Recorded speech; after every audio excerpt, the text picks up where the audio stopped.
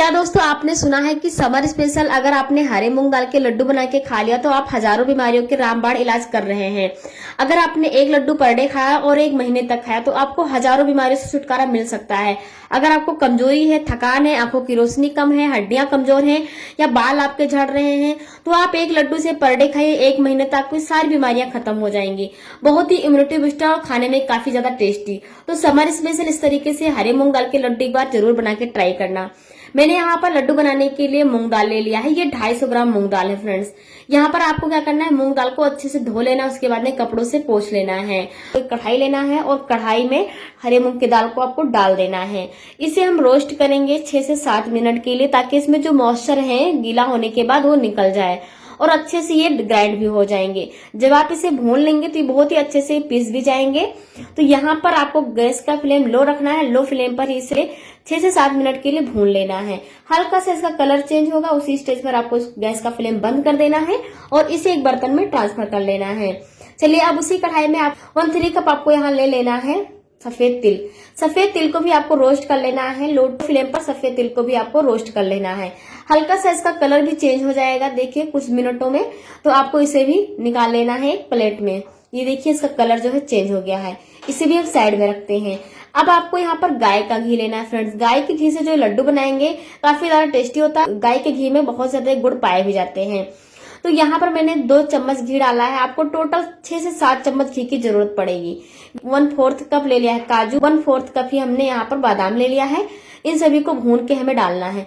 अगर आप dry fruits को भून के डालते हैं तो लड्डू काफी दिन तक आप टिका सकते हैं और खाने में ज्यादा टेस्टी भी लगते हैं। तो इस तरीके से आप कोई भी ड्राई फ्रूट डालते हैं तो उसे भून के ही डालें।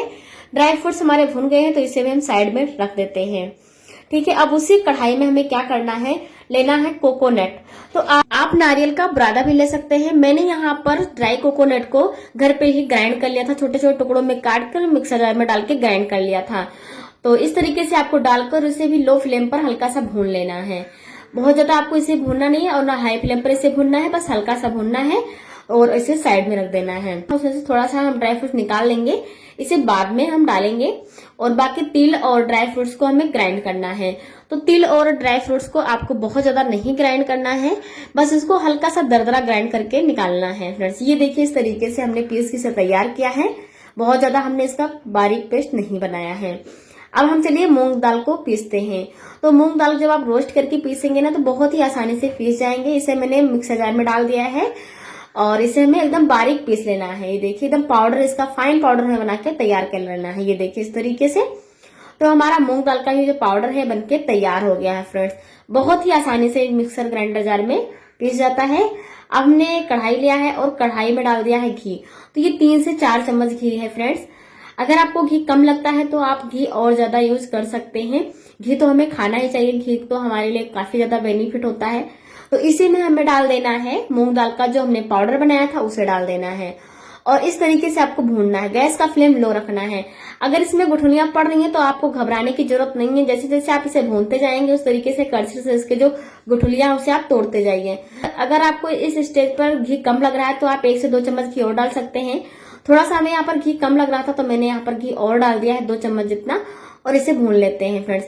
बहुत ही प्यारी सी खुशबू आने लगती है जब हमारा मूंग दाल का ये पाउडर जब भून जाता है ना तो बहुत ही बढ़िया से खुशबू आती है। तो आपको लो फ्लेम पर इसे भी 4 से 5 मिनट के लिए भून लेना है। ये भून गया है फ्रेंड्स बहुत ही अच्छे से, बहुत ही बढ़िया से भून के तैयार हो गया है। ये आप देख सकते हैं। इस तरीके से आपको इस पाउडर को भून के तैयार करना है। गैस का फ्लेम हमें बंद कर दिया है। बहुत अच्छे से भून गया था। और इसके बाद में हम यहाँ पर डाल देते हैं जो हमने कोकोनट पीसा था उसे डाल दिया है और जो तिल और ड्राई फ्रूट का जो मिक्सर पीसा था उसे भी डाल देते हैं। और यहाँ पर 1 चम्मच हम इलायची पाउडर डालेंगे जिससे खुशबू बहुत ही अच्छी आएगी। इसके बाद में क्या करेंगे, इन सभी को अच्छे से मिक्स कर लेना है। हमने गैस का फ्लेम बंद कर दिया है और इसके बाद में आप सभी को इन चीजों को आपको अच्छे से मिक्स कर लेना है। बहुत ही अच्छे से ये सारी चीजें जो है मिक्स हो चुकी है फ्रेंड्स। तो एक बड़े से बर्तन में ट्रांसफर करके साइड में रख देते हैं। अब यहाँ पर हम गुड़ का सिरप बनाएंगे। आप चीनी से भी इसे बना सकते हैं। तो मैंने यहाँ पर ले लिया है 1/3 कप गुड़, यानी कि 1 कप से थोड़ा कम ये गुड़ है और 1/4 कप यहाँ पर हमने पानी डाला है। आपको बहुत ज्यादा पानी डालने की जरूरत नहीं है। अब हमें यहाँ पर लो टू मीडियम फ्लेम पर इससे गुड़ को मेल्ट होने तक पका लेना है।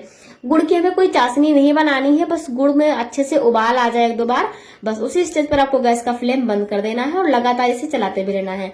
बहुत ही अच्छे से देखिए उबाल आ चुका है गुड़ में, तो इस तरीके से चलाएंगे और इसके बाद में आप क्या करेंगे, गैस का फ्लेम बंद कर देंगे। तो जब अच्छे से उबाल आ जाए फिर आपको गैस का फ्लेम बंद कर देना है। ये देखिए इस तरीके से, तो मैंने यहाँ पर गैस का फ्लेम बंद कर दिया है। अब हम क्या करेंगे, गुड़ के सिरप को मिक्सर में डालेंगे जो हमने तैयार करके रखा था। तो आप छान के डालिएगा, जो गुड़ में गंदगी होगी आसानी से निकल जाएगी। और यहाँ पर जो हमने ड्राई फ्रूट निकाला था उसे भी हमने बारीक काट के इस तरीके से लंबे पीसों में काट के डाल दिया है। अच्छे से मिक्स कर लेना है, क्योंकि सिरप भी बहुत ज्यादा गर्म था इसलिए मैं स्पून से इसे मिक्स कर रही हूँ।